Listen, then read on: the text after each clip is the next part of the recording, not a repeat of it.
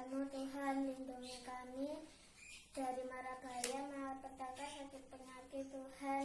Kami mau beribadah anak, sertai kami, Tuhan. Dalam nama Tuhan Yesus, saya amin. Mari kita menyanyikan lagu Engkaulah Perisaiku.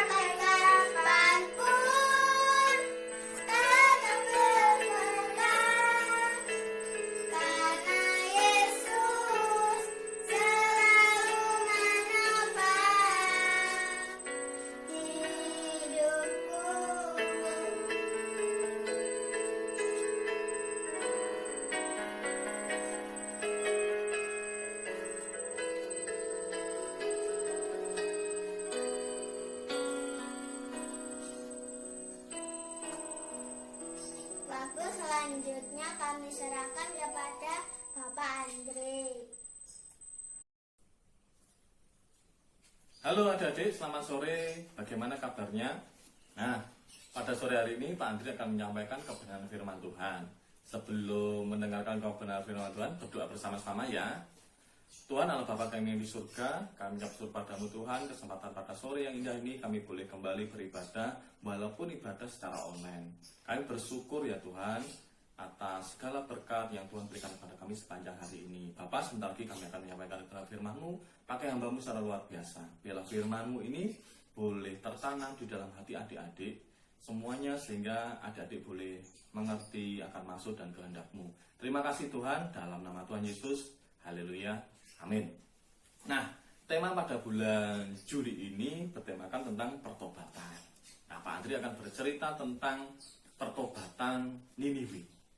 kalau kita berbicara tentang pertobatan Niniwe, jadi mesti tahu ya, kalau Niniwe itu ada hubungannya dengan Nabi Yunus. Nah, singkat cerita seperti ini. Nabi Yunus itu diutus Tuhan untuk menyampaikan kabar kepada seluruh orang di Niniwe. Karena kejahatan orang-orang di Niniwe itu sudah terdengar atau sudah sampai kepada Tuhan. Jadi kejahatannya banyak sekali sudah sampai kepada Tuhan.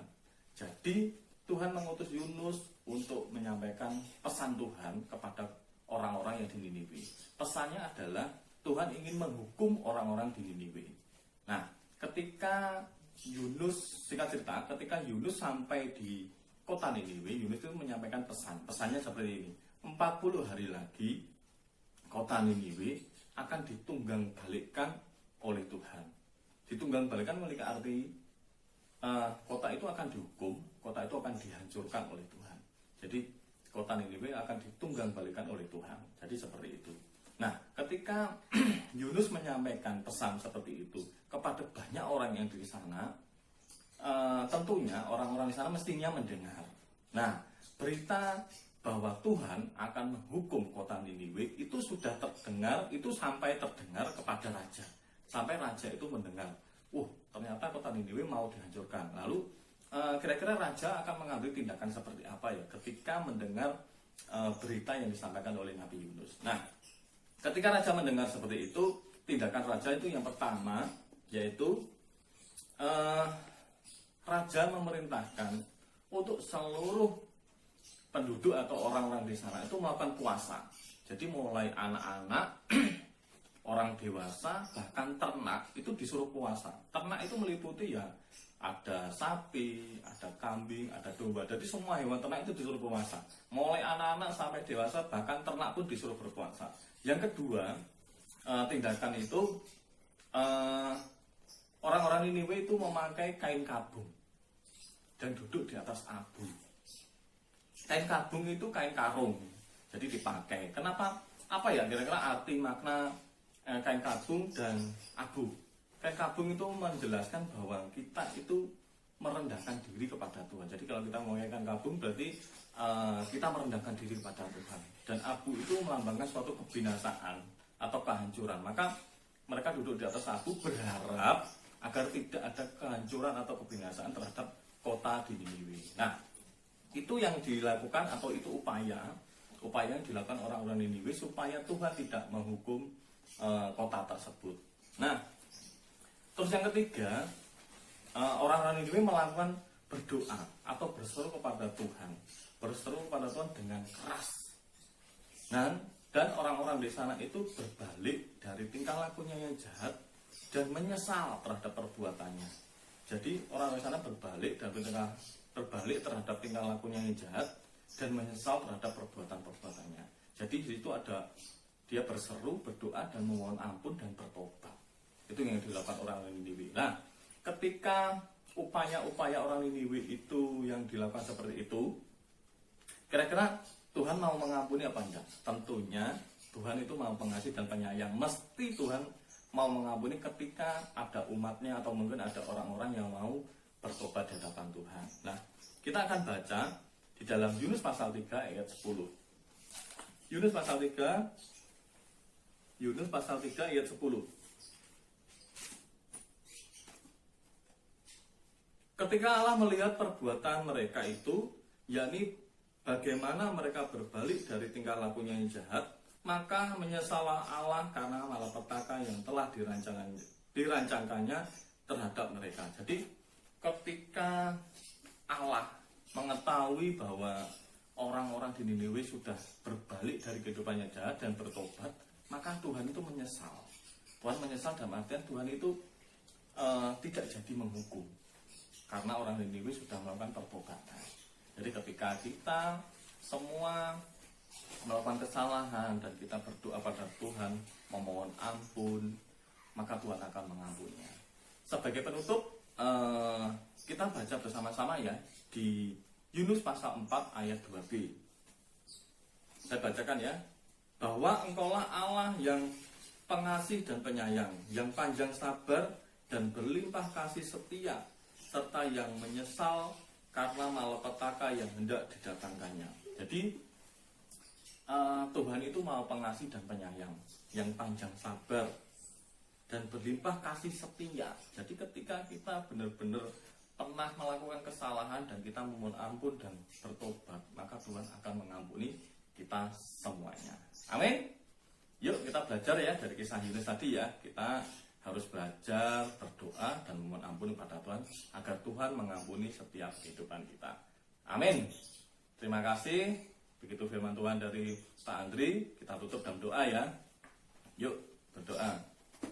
Terima kasih Tuhan atas firman-Mu pada sore hari ini. Biarlah kami mau belajar untuk setiap hari kami mau berdoa, bertobat di hadapan Engkau, agar pengampunan itu boleh terjadi dalam setiap kehidupan kami. Terima kasih Tuhan, berkati anak-anak-Mu yang masih kecil ini, biarlah Engkau senantiasa menyertai dalam setiap kehidupannya. Ajarkan mereka untuk mau senantiasa rajin berdoa dan bertobat di hadapan Engkau agar pengampunan boleh terjadi atas mereka semuanya. Terima kasih Tuhan, dalam nama Tuhan Yesus kami sudah berdoa dan bersyukur. Amin. Dadah.